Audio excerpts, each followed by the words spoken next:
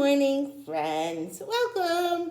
It's a beautiful Wednesday morning, and it was raining at some hour this morning, but it's beautiful now. No rain in sight. So today we're going to continue with reading books about Bermuda, books that take place in Bermuda.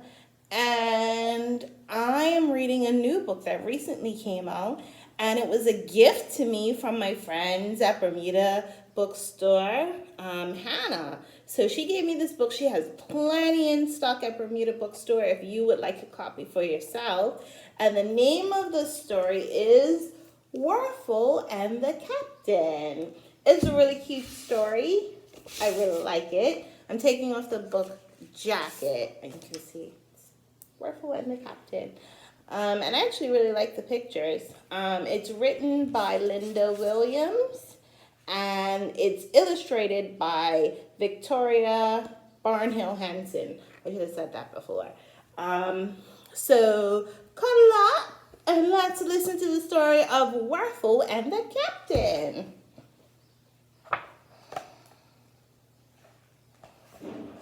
Chug, chug, chug, toot, toot, toot. Werful, the little tugboat, slowed his engine and floated toward the wharf on St. George's Island. Although Werful was small, he had a booming horn. It let everyone know when he was coming into the harbor.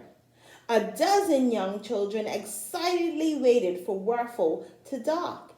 8-year-old Tommy jumped up and down, his impish brown eyes sparkling as he waited to board the boat. Every sunny afternoon, which is almost every day in Bermuda, Werful and Captain Manning took their young friends for a ride around Smith's Island.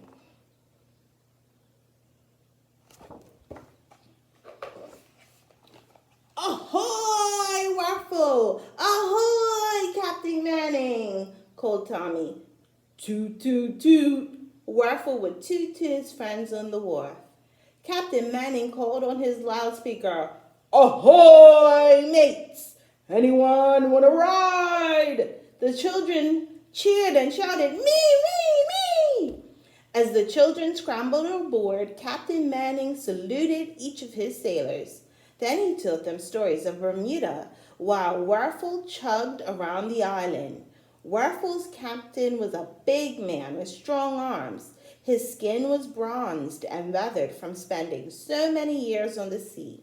Like his young friend Tommy, he had been born on St. George's Island.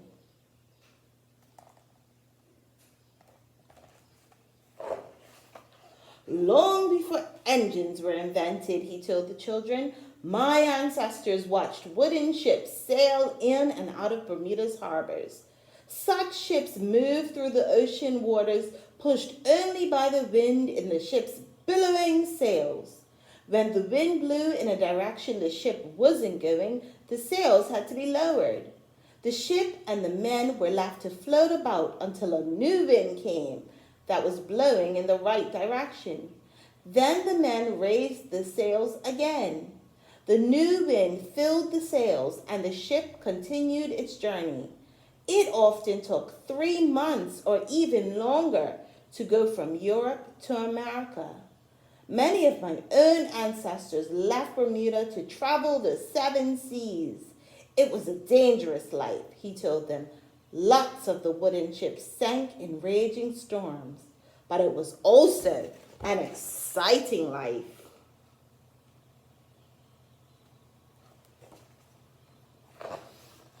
When Captain Manning turned 16, he sailed away as many of his ancestors had done on one of the cargo ships that moved in and out of the harbor. Years later, when he returned home, he was offered work as captain for Werful, who was then a brand new tugboat. Captain Manning was happy to take the job so he could continue to work on the water. He and Werful spent their days guiding giant cruise ships in and out of St. George's Harbor. Over the years, Werful's one shiny paint had chipped and peeled. Finally, he was replaced by a new tugboat. Werful didn't mind too much. He thought such magnificent ships didn't need an old tugboat like him moving them.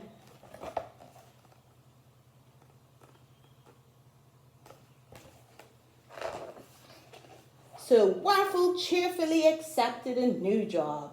I'm thankful I'm needed at all, he often thought. Werfel's new job was to push long, flat barges filled with building equipment around the 7 main islands of Bermuda. The long, flat barges had no engines. Without Werfel, they couldn't move their heavy loads through the shallow waters, so he knew his job was important. Each morning, Captain Manning hailed Werfel with the same friendly bellow. Morning, Werfel! No rain due today. And in the afternoons, he said, it's a lovely day. We'll have many children wanting rides.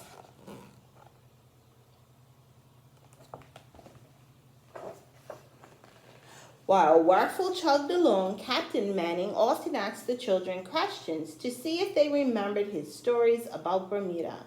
How large is our island? He asked them one afternoon. The happy children chorused, 21 square miles. What shape are we in? He boomed over the engine's noise.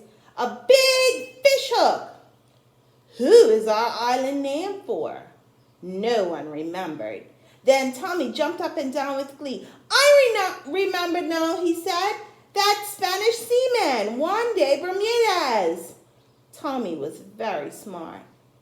Another afternoon, Captain Manning told Tommy, did you know that our cluster of 7 main islands is sitting right on top of a giant volcano? Tommy started in fright. Can it blow up? He questioned. The captain laughed a bit. A big, hearty laugh. No fear of that. The volcano is too old to do anything. It's extinct. On another day, he told the children, no people lived in Bermuda until 1609. In that year, a ship called the Sea Venture was bound for America from England. The ship became lost in a sudden fierce storm, and it ran aground on the rocky shores of St. Catherine's Point. Did anyone survive? Exclaimed Tommy. They all did, matey, the captain replied. The survivors built 2 ships, Deliverance and Patience, and resumed their voyage to America, leaving behind 2 passengers. 3 years later, the ship Plough arrived from England with our first settlers.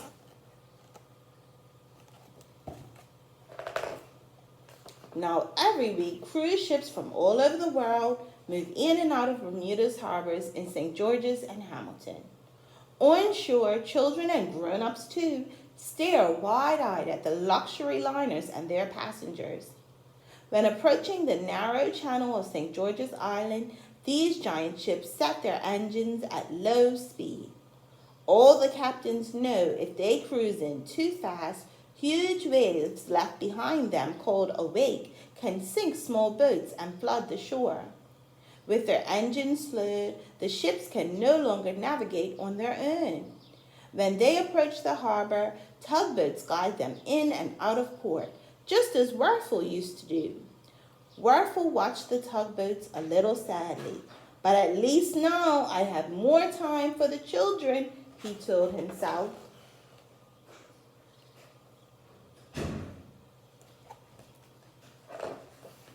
Then one day, Werfel's life changed. The morning had begun on a bright note. As usual, the golden sunshine warmed Bermuda's clear blue sky. Fish could be seen swimming in the blue-green waters as Captain Manning marched up Werfel's gangplank. Ahoy, Werfel! I have wonderful news, boomed the captain. A cruise ship is leaving port this afternoon for Boston.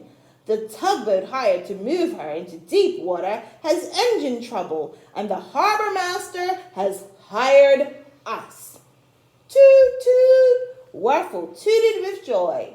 He never imagined that he might work with the beautiful cruise ships again. What a happy day! His horn blasted loud and long.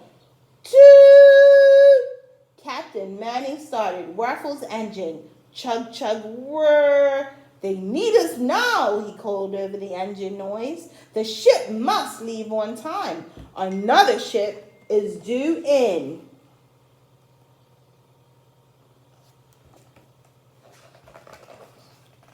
Right on schedule, Werful maneuvered to the side of the great ship. As in days of old, he released his tow ropes into the water. Each sturdy rope was made of several small ropes. They were all braided together into one giant rope with a big loop on the end. That big loop had a smaller looped rope attached to it. A sailor on the cruise ship was holding a long pole with a hook. He leaned over the deck to hook into Werfel's small rope and pulled it aboard his ship. Werfel and other tugboats then guided the ship into deep water.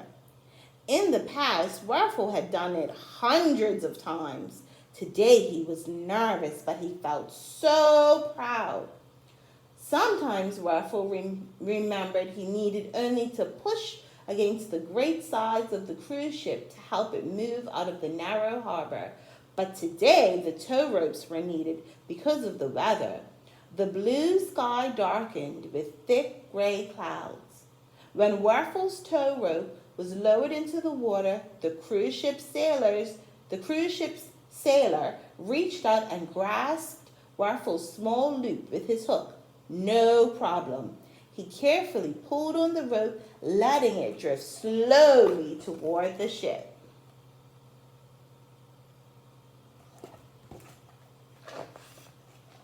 Werfel was so excited that for a moment he forgot to hold steady. The small lurch caused Werfel's rope to drop off the sailor's hook and sink beneath the cruise ship's hull, just as its giant propellers were turned on.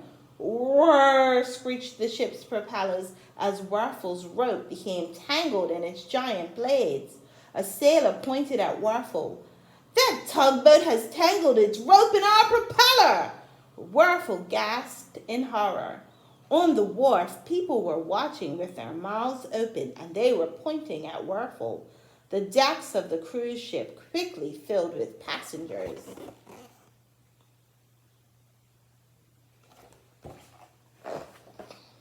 Another sailor called over the loudspeaker, "Emergency! Call the Coast Guard! Call the frogmen!" The cruise ship's captain then sadly announced, "There will be at least an hour's delay in departure."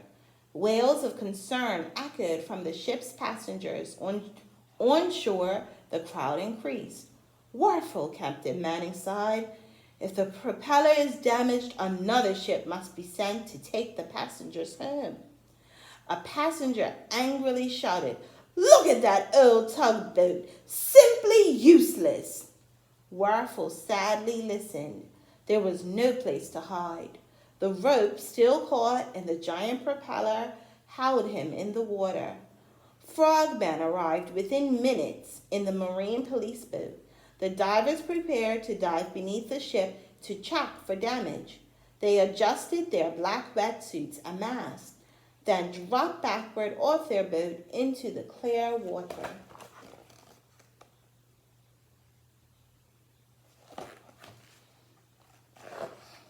A hush settled over the crowd on shore and on board the ship. All watched the frogmen disappear under the hull of the ship. Werfel couldn't bear it. He closed his tear-filled eyes and longed to disappear. "I've caused a disaster," he sighed. "This is the worst day of my life." For half an hour, Werfel sat in the water while the frogmen swam around him. When the frogmen reached the huge propellers, they worked to loosen Werfel's rope. A frogman finally surfaced and yelled, "All clear! No propeller damage!" The ship's passengers cheered. People on shore clapped their hands. But when Werfel's rope emerged, it was mangled beyond repair. Captain Manning sadly shook his head. "Perhaps it is time for us to retire," he said with a sigh.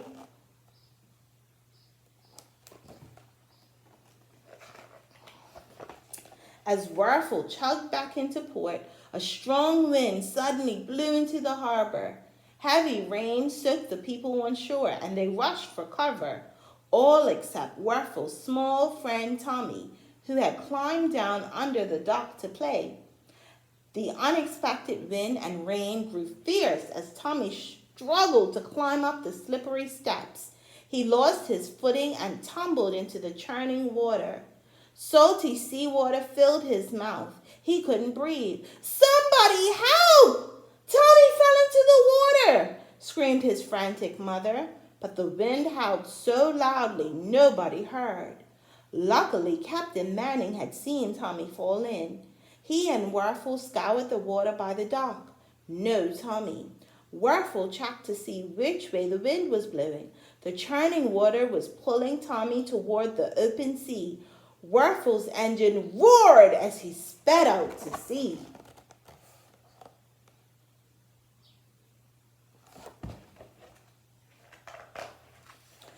"There he is!" screamed Tommy's mother. "Somebody please help!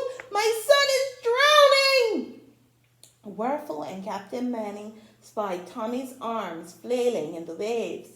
"My rope," thought Werfel. "Tommy must grab my rope." Werfel circled Tommy, coming closer and closer, but Tommy was gasping for air, too terrified to see Werfel. "What can I do so he'll see me?" Werfel thought.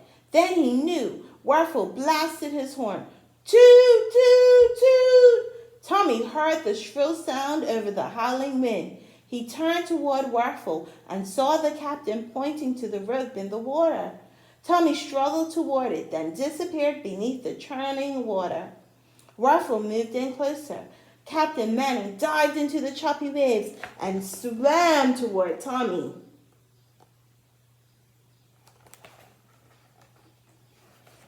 When Tommy reappeared above the water, he was holding tightly to Werfel's rope.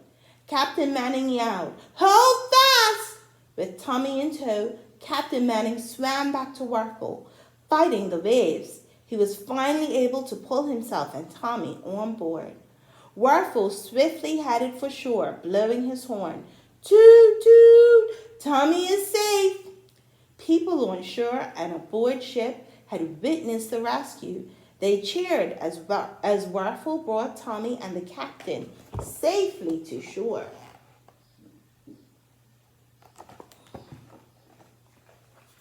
"He's all right," Captain Manning hollered to Tommy's frightened mother. "Werfel and Captain Manning saved my life," Tommy whispered as he was being lifted ashore. Everyone agreed.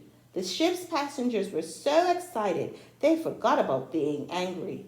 Everyone cheered. "Hooray! Hooray for Werfel and his brave captain!" They were still cheering when another tugboat arrived to lead their cruise ship slowly out of the harbor.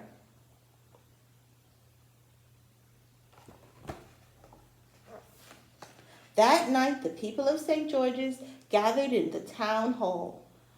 Tommy's parents said, "We want to do something special for Werfel and Captain Manning." "What courage it took to battle that powerful storm," said another parent. "It was a powerful storm," someone else agreed, "but not as powerful as Werfel." Tommy's face lit up as he listened. He tugged on his mother's shirt. "I know what to do," he said. The people listened and agreed with his wonderful idea.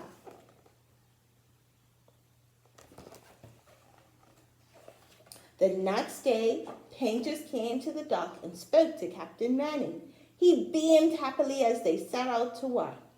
"Werfel," bellowed Captain Manning, "our friends in St. George's have chosen you to be their very own tourist guideboat. Now, every day, you and I can take the children and visitors around the island on tours. They also want to give you a new name." Werfel was so excited. Then he thought, a new name? Why a new name?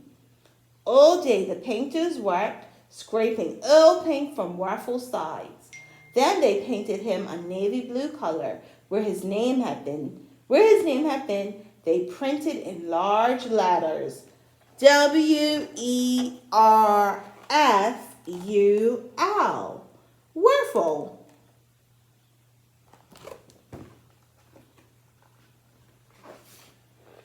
Then they added the letters P and O on the front. When the painters had finished, all Werfel's friends came. All Werfel's friends applauded and exclaimed, "Powerful! A perfect name for our brave friend." Toot toot! Beamed the shiny blue tugboat as he headed out with his young friends on the happiest day of his life. Toot toot!